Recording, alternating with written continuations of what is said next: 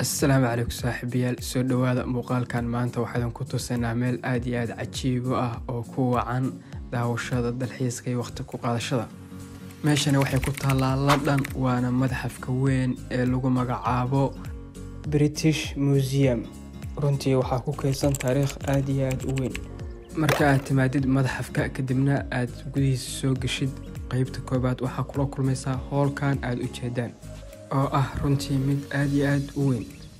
sidoo kale wuxuu leeyahay madxafku makhaayado oo qaybta sare iyo qaybta hooseba ku yaala. makhaayadaha waxaa arkaysaa ama la kulmaysaa inta aad u gudbin qaybaha ay taariikhdu ku kaydsan tahay. madxafka oo soo gudbaysaa madxafka gudihiisa markaa soo gashid waxaa arkaysaa wax aad iyo aad u kala duwan, taariikh aad iyo aad u kala gedisan. wixii uu horeeyay aan la kulmo waxa ahaayeen haamaha waxa loo isticmaali jiray way leeyihiin kala gudbinta badeecadaha iyo sidoo kale waxyaabaha dareeraha ee ugu horeyso saliidda. waxyaabaha kale cajiibka ku kaydsan waxaa ka mid ah dahabka kaasoo ka dhigan mid waqtiyada hore la isticmaali jiray ilaa haddana aan isbedelin loona hayo taariikh ahaan. waxaa kale oo aan arkay sheedo qabatay qalabkii waagi hore loo isticmaali jiray dhanka dagaalka, difaaca iyo isgaashaamidda.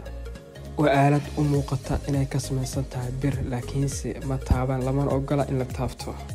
meeshan waxaa ku kaydsan waxyaabo badan oo cajiib oo kala gedisan, runtii ma aha wax muuqaal lagu soo koobi karo.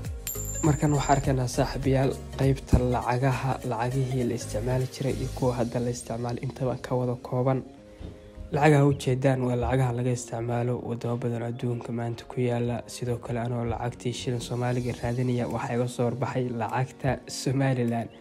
waxaa ku taala bank Somaliland sida ka arki kartaan muuqaalka. lacagta magaceeda waa shilin, waxa la yiraahdaa shilinka Somaliland. waxyaabaha kale ee ku kaydsan madxafka waxaa ka mid ah saacadan waxa weeye saacadahan casriga dambe in siimaan systemka saacadaha casriga oo ku bilowdeen baasha ruuxmaysa baa waxay tirinaysaa ilbriqs kadibna waxa weeye saasay daqiiqadii ku soo wareegaysaa ilaa 60 jeer bay tirinaysaa oo ka dhigan second ahaan. waxaan isku dayay inaan madxafka ka helo ama aan ka baaro waxyaabo badan ee ku saabsan Soomaalida.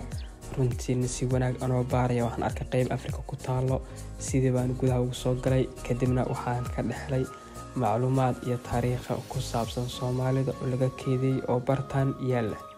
inkastoo ay koobnaayeen laakiinse waxaa filayaa waxyaabo kale oo kuwan ka muhiimsan inay madxafka yaalaan isheedos isa qaban. meeshaan oo kale hadda waxay ku sharaxayaan dacaska waxa ujeedaan qof Soomaali oo jeega u jiif.